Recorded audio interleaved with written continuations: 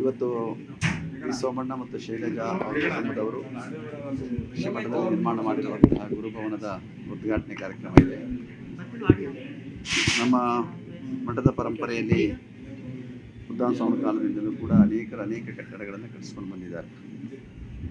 ಉದ್ದಾನ ಸ್ವಾಮಿ ಗದ್ದಿಗೆಯಿಂದ ಆದಿಯಾಗಿ ಅನೇಕ ಕಟ್ಟಡಗಳು ಸ್ವಯಂ ಅವರೇ ಪ್ರೇರಿತರಾಗಿ ಕಟ್ಕೊಂಡು ಬಂದಿದ್ದಾರೆ.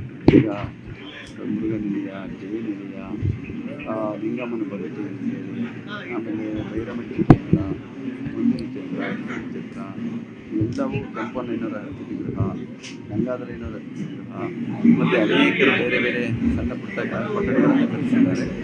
ಜೊತೆಗೆ ನಮ್ಮ ಪ್ರಸಾದ ನಿಲಯ, ಮತ್ತು ವಿದ್ಯಾರ್ಥಿಗಳು ಊಟ ಮಾಡುವಂಥ ಪ್ರಸಾದ ನಿಲಯ, ಆರಂಭಿ ಯಾರಾದರೂ ಮತ್ತು ನಮ್ಮ ಜಿಂದಾಲ್ ಸೀತಾರಾಮ್ ಅವರು ಮತ್ತು ಅವರ ಸ್ನೇಹಿತರು ಕೇಳಿ ಅದಕ್ಕೆ ಬಹಳ ಸಹಕಾರವನ್ನು ಕೊಟ್ಟಿದ್ದಾರೆ. ಮತ್ತು ವಿದ್ಯಾರ್ಥಿ ನಿಲಯವನ್ನು ಇವತ್ತು ನಿರ್ಮಾಣ ಮಾಡಿದ್ದೀವಿ, 200 ಕೊಠಡಿಗಳು. ಅದಕ್ಕೆ ಪ್ರತಿಯೊಬ್ಬರು ಕೂಡ ಒಂದೊಂದು ಕೊಠಡಿಗಾಗುವಂತೆ ಒಬ್ಬೊಬ್ಬರು ನಮ್ಮ ಕೊಡುಗೆಯನ್ನು ಕೊಡುವುದರ ಮೂಲಕ ಕಟ್ಟಡಗಳನ್ನು ನಿರ್ಮಾಣ ಆಗಿದೆ. ಇವತ್ತು ವಿಶೇಷವಾಗಿ ಹಳೆಯ ಮಠದಲ್ಲಿ ಸ್ವಾಮಿಗಳಿಗೆ ಅವ್ರಿಗೆ ಉಳ್ಕೊಳ್ಳೋದಕ್ಕೆ ಒಂದು ಅನುಕೂಲ ಆಗಲಿ ಅಂತ ಉದ್ದೇಶದಿಂದ ಒಂದು ಹಳೆಯ ಕಟ್ಟಡ ಇತ್ತು.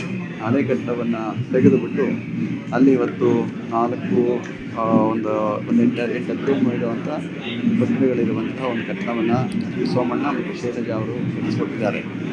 ಇದು ಸೋಮಣ್ಣವ್ರಿಗಿಂತ ಕೂಡ ಹೆಚ್ಚಿನದಾಗಿ ಶೈಲಜಾ ಅವರದೇ ಪಾತ್ರ ಜಾಸ್ತಿ ಇದರೊಳಗೆ. ಏಕೆಂದರೆ ಅವರೇ ಮಾಡಬೇಕು, ಇಲ್ಲಿ ಒಂದು ಕಟ್ಟಡ ಕಟ್ಟಬೇಕು ಅಂತೇಳಿ ಬಹಳ ವರ್ಷಗಳಿಂದ ಅವ್ರು ಹೇಳ್ತಾನೆ ಬರ್ತಾಯಿದ್ರು.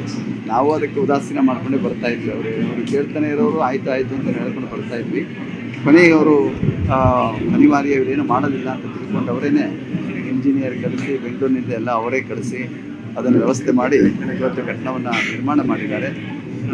ಅವರ ಕುಟುಂಬದವರ ಮಾಡಿರುವಂತಹ ಈ ಒಂದು ಕಟ್ಟಡ ಉದ್ಘಾಟನೆಯನ್ನು ಅವರೇ ಎಲ್ಲ ಸೇರಿ ಇವತ್ತು ಉದ್ಘಾಟನೆಯನ್ನು ಮಾಡ್ತಾ ಇದ್ದಾರೆ.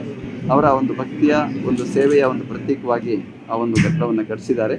ಅದು ಬಂದಂತಹ ಸ್ವಾಮಿಗಳಿಗೆ, ನಮ್ಮ ಸ್ವಾಮಿಗಳಿಗೆ ಅದು ಅನುಕೂಲ ಆಗುತ್ತೆ, ಉಪಯೋಗ ಆಗುವಂಥ ಒಂದು ಕಟ್ಟಡವನ್ನು ಕಟ್ಟಿಸಿದ್ದಾರೆ. ಉದ್ಘಾಟನೆ ನಡೀತಾ ಇದೆ 10 ಗಂಟೆಗೆ.